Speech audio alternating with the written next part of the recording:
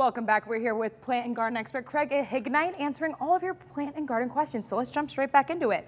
Larry asked, what is the proper way to cut back a rose bush? How far back on a branch?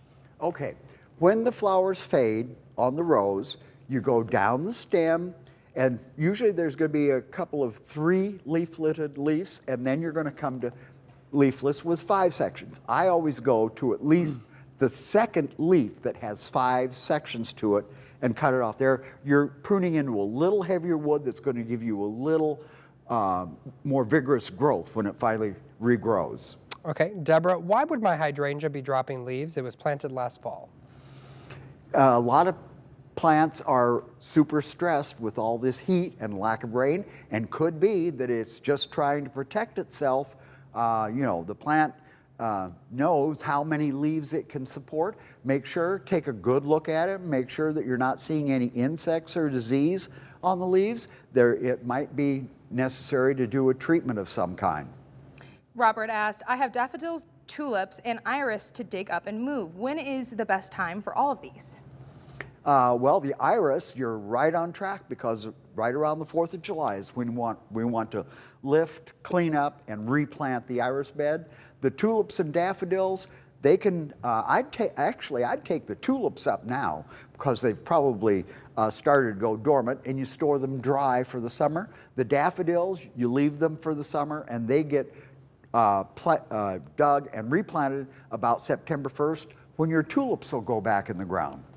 Jim and Jen asking, is it too late to plant cucumbers? Make sure that you get a short crop cucumber.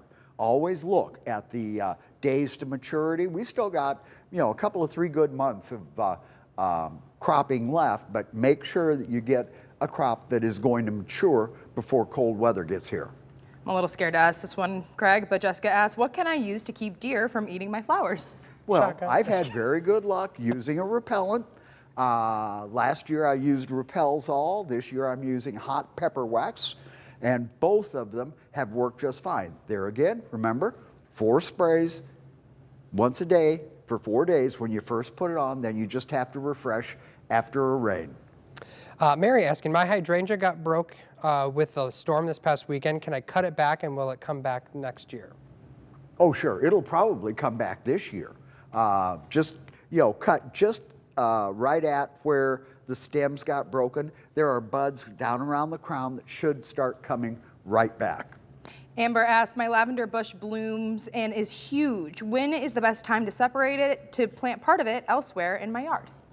With this kind of weather, I would wait until next spring, actually. Let us get through this hot summer that we're having, and just at the first signs of life in the spring would be when you'd go ahead and dig and transplant on lavender. Okay, final question coming from Stephen. What's the best way to keep thistles out of landscaping? I'm constantly pulling dozens out even after gallons of Roundup.